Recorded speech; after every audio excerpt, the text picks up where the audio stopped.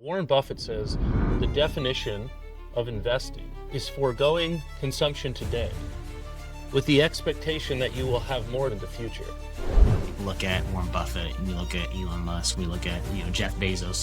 All three of those guys are just like super low noise and super high signal. Once you get to that level, you're just thinking about everything like an investor. Instead of going home and playing video games, or instead of going to the bar, or instead of screwing around with that time, you take some allotment of that time and you forego the consumption today and you invest it in these other skills that you're going to need if you really want to be a business owner.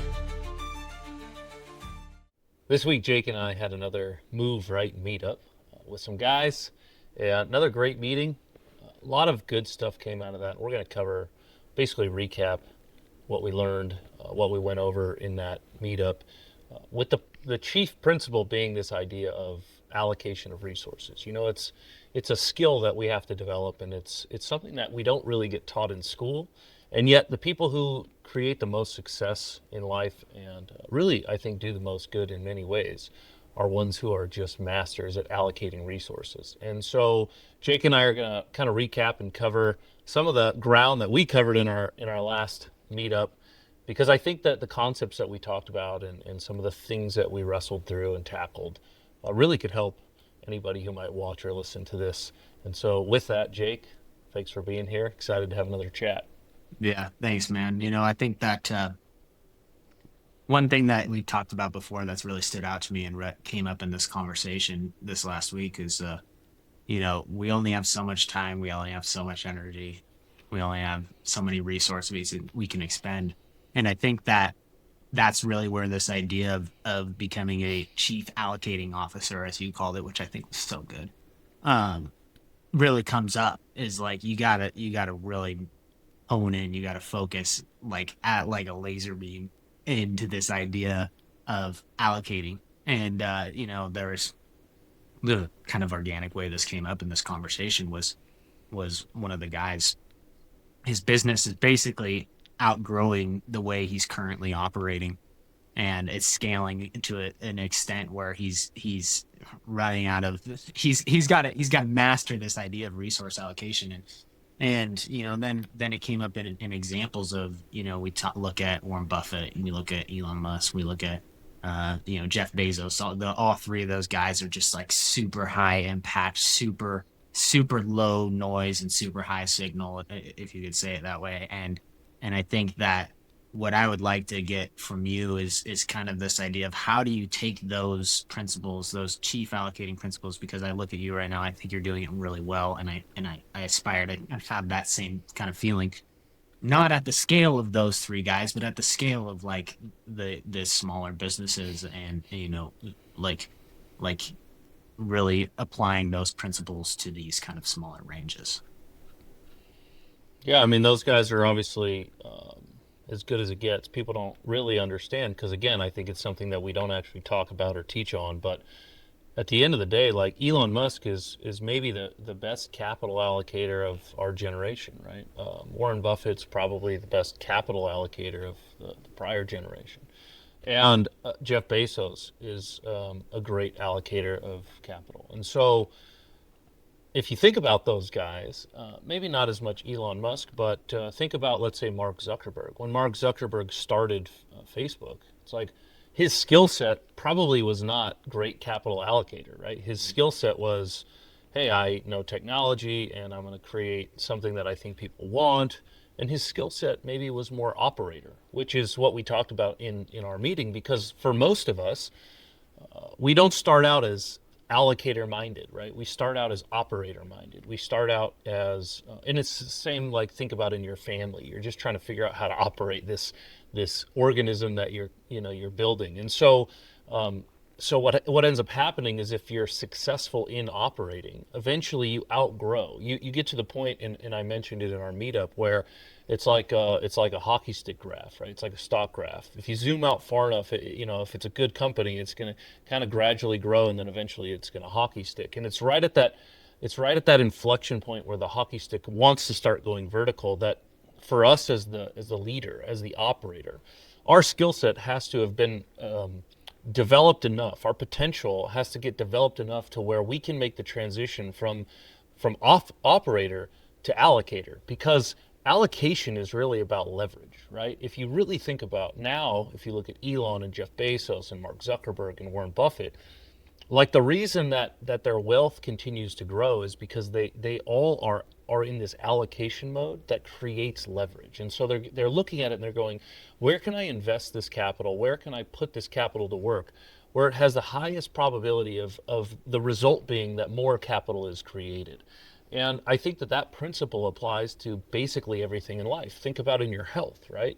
People don't think of health as an allocation decision, but that's exactly what it is. And that's why I think that the parable of the talents in the Bible often gets spiritualized, where people just turn it into this idea of, oh, well, he's talking about your spiritual gifts. And I think that that's partially true. But I think he's also talking about the physical things that you've been given to steward, right? And so, as you know, we've talked about this lots of times. I have, these 7 pillars. It's your faith, your relationships, your health, your work, your money or resources, financial resources, your time, and yourself. And it's like in all of those areas, we've been given an allotment. We've been given something to steward. And I think what God's looking for is like, hey, are you going to develop yourself, your potential enough to understand how to steward each one of those in such a way that to the degree you have control over it, there's more that is created as a result of your stewardship than when I started with what I gave you. And so as it relates to your question, which is like, well, how does a guy like you or a guy like me take this same principles that those guys at this massively high level are utilizing and put them to work in our own lives? And for me, I think so much of it comes down to, again, something that we just don't teach people is this idea of investing, right? We made a video in the past of my 4 archetypes, right? I think you have the consumer archetype, the saver archetype, the speculator archetype, and the investor archetype. And I think at the end of the day, all of those guys have to grow. Like as operators, we're not often thinking to the highest degree as investors, but once you get to that level, you're just thinking about everything like an investor. And so we can dig into more of what that means and what that looks like. But I want to give you a chance to kind of maybe process through what I just said and maybe have a question that I can dig into more. No, I think that's really helpful. I think for me, I'm not in a position right now where I'm like super high impact in business. But when you relate it to the other pillars that you discussed, it's like for me that really hits home because it is all, you know, developing potential in all of those different areas, and it's like seeing what could be and bringing that to fruition, right? Um, so I think that's really really helpful. I think part of when I think about this idea of when you just said the word develop, and I just want to be completely honest, it's like when I think about developing the potential in that sense, I think when I think of the word develop, I think of finding my lowest thing, the thing I'm not the greatest at, and building that up. Like you said, he's given us things, and it's like of those things, what is the one that is hurting the most, and then go and attack that, and find the potential in that. And I think for me, that's what I see in myself. And I think this actually is a great transition into the next kind of topic that I wanted to bring up, which is, a lot of the times I'm sure maybe you can relate to this and maybe other business owners can relate to this is like one thing that came up was this idea of operating in your working genius area and the things that you're really good at. And then the things that are outside of your working genius, outsourcing that to another person who maybe that is their working genius, right? So in the sense of a business standpoint, a lot of these guys will go and do that. And one of the problems that arose from one of the gentlemen in our group was basically this idea of he outsourced that problem, that thing, to somebody else, but he doesn't. He has no way of evaluating how well of a job they're doing. So he was basically looking at that and going like, okay. He also couldn't evaluate whether it was a point that he needed to hire somebody, right? So I guess to me, what my question would be is like, okay, part of that allocating of time, energy, and resources, part of that is also allocating a role or a task or a job. It's like, how do you look at that as still developing a potential, how can you evaluate that in the sense of this is going to multiply the talent, right? Yeah, so I think there's two questions at play there. The first is, I'll address them in order. The first was, you had talked about, well, I'm going to look in my own life and I'm going to kind of find the lowest point. I'm going to try and figure out, well, what's possible and then develop that. Um, I think the way you have to think about it is a bit different, because Mm. imagine that you go get hired for a job, and you get hired for a job based on what you think you're really good at and what the employer thinks you're really good at. And then let's say that the employer finds you, instead of developing yourself further in the thing you're really good at, that they hired you to bring to the table, they find you instead allocating your time and effort trying to get better at the thing you're not that good at, that they didn't hire you to utilize that skill in the first place, right? Mm. They probably wouldn't be very happy, because what they would want you to be doing is actually getting even better at the thing that they hired you to do in the first place, that you were actually bringing to the table. And I think that's the way that I think about it from like God's standpoint. He gives us gifts, he gives us talents, and I think he's wanting us to look at what we've been given and then allocate accordingly. And if we're sitting there spending all of our time trying to get better at things that he didn't create us to be amazing at, it's a poor allocation decision. And that's why I say this is a skill. This is something that we have to be trained for. This is something that we have to be taught how to look for, to identify, to develop. Because at the end of the day, we're all given different gifts, different talents. And so I think that's on the personal side, is what I would say. The second question that I think you were asking is, okay, you're in an organization, maybe you're a boss, maybe you're a business owner, maybe you're like the guy in our group where you're getting ready to hockey stick, and you're trying to understand, okay, well, I'm ready to go from operator to allocator, but maybe there's places in my business where I'm not exactly sure. I don't know what I don't know. And this is what I would say. And this is what I think I was really trying to convey. And I'll give you a mental model for it, which is this. If you were a general contractor and you didn't know all the building systems enough to know if your subcontractors were doing a poor job, you probably wouldn't succeed at scale as a general contractor. Because part of the job of a general contractor, maybe the main part of the job, is to understand all the parts together and how they make up the whole. Not as well necessarily as each subcontractor, but enough to orchestrate all the subcontractors to make sure they're doing what they're supposed to do, and to order it in such a way that the product that you get at the end is a good product. And I think, listen, and this is what I tell people all the time, if you want to be in business, if you want to be a business owner, that's your job. Your job, in my opinion, is to ultimately be the general contractor. And so if you find yourself in a situation where, so like if you thought of each role in your business as a subcontractor, you're like, okay, well, do I know enough about that part of the role to know if my subcontractor is doing a good job? It doesn't mean you have to know more. Like ultimately, you want them to know more about the role you're hiring them for than you do.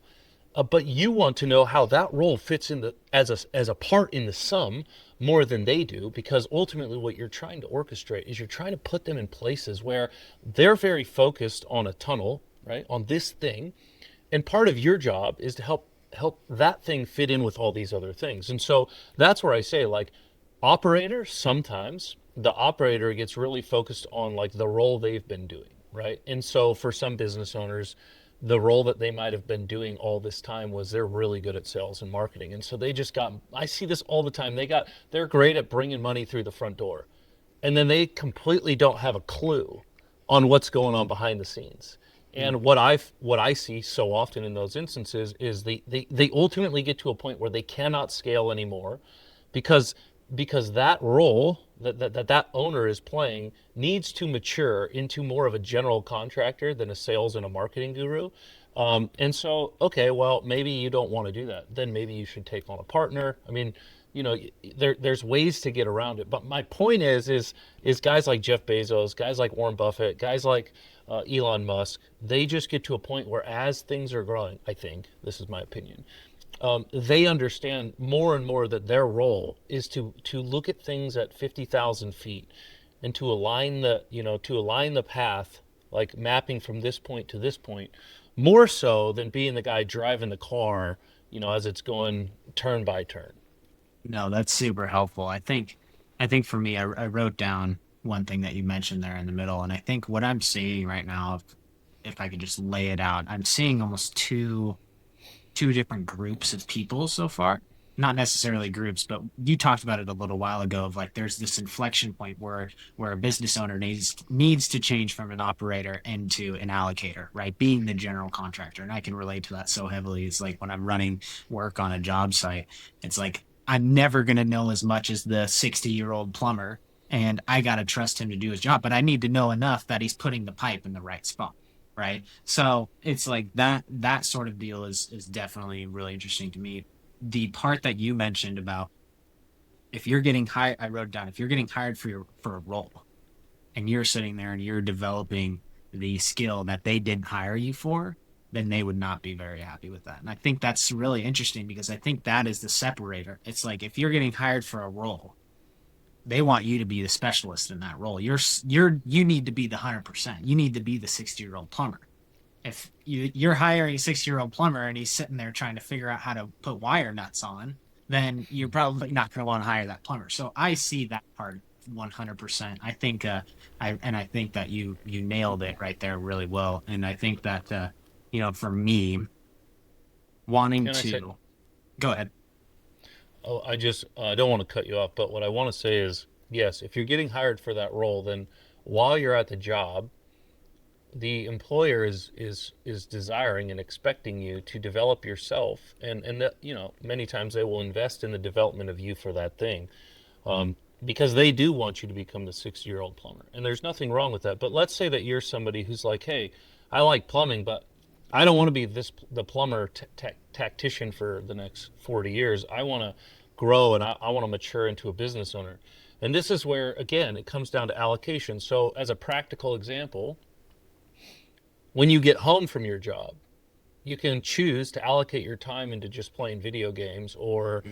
going to the bar or whatever. And ultimately, you have to decide. So Warren Buffett says the definition of investing is foregoing consumption today with the expectation that you will have more to consume in the future. And so what I'm saying is, instead of going home and playing video games, or instead of going to the bar, or instead of screwing around with that time, you take some allotment of that time and you forego the consumption today and you invest it in these other skills that you're going to need if you really want to be a business owner. The skills of allocation, the skills of general contracting, so to speak. And so what happens, I think, so often is in the world that we live in, people are like, well, it's too hard. The American dream is dead. I'm not going to ever have an opportunity to move up in the world. And it's like, listen, it could not be farther from the truth. There's so little competition today for people who are willing to actually make the sacrifice and not consume today, and instead plant a seed and water the seed and wait for that tree to start growing. And it's going to take multiple, most trees don't bear fruit for 3 or 4 years, right? Well, it's no different in our lives. And so this is why I always come back to the investor's approach, because most people, they approach most of their life as a consumer. Okay. Some people graduate to a saver. And then it's like, hey, I just got to get enough to protect myself. And I'm never going to risk anything. I'm never going to grow too much. I'm never going to put my nuts on the line because I'm just going to try and protect myself. That's the saver. Some people will get to the speculator where like, hey, I'm just going to try and hit it big. I'm always going to be swinging for the fences. And they live the yo-yo life. Like they'll make a bunch of money or they'll get a big win, and then the next thing you know, because the way that they approach their whole life is swinging for the fences, like the next thing you know, they're striking out and they're back in the doldrums, and it's just this yo-yo.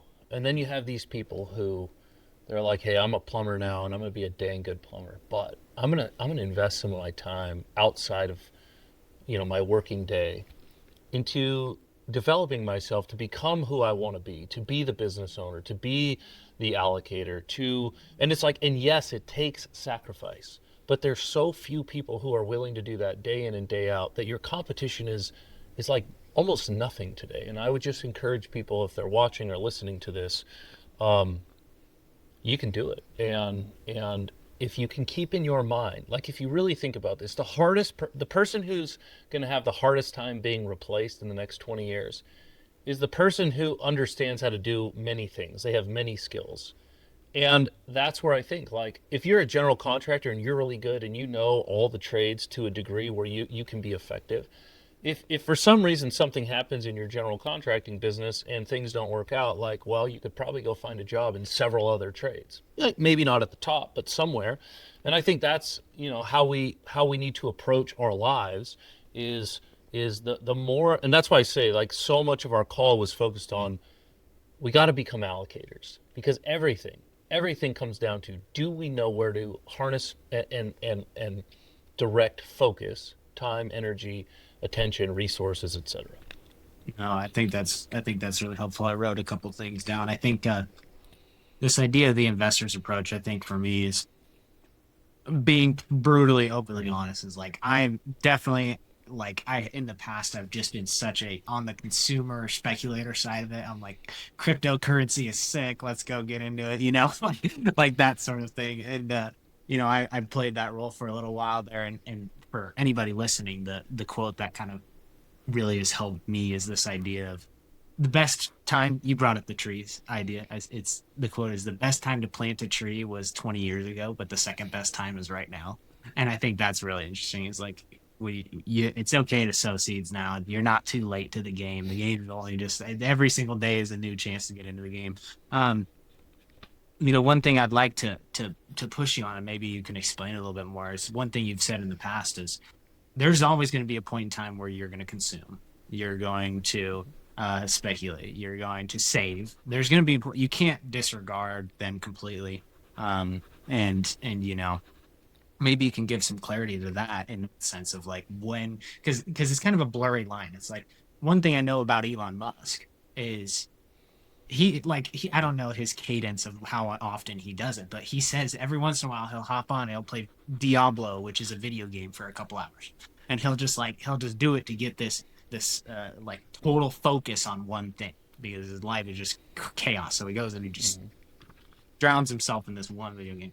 The other thing is, I watched a video a little while back, and this was like a personal finance video from this guy on YouTube, and part of what he was talking about is like this idea of coffee, right? Spending the $8 on morning coffee or whatever, $8 if you're in Washington, but spending that money on that coffee in the morning, is that consumption producing a higher value out of the out at the tail end of it, right? So if you want to maybe explain that a little bit deeper as the different times, maybe a cadence, not like a strict cadence, but kind of the line in the sand for each one of those. Yeah, well, I think you just proved my point, right? The question right there is, how do I know how to allocate? Yeah. Right?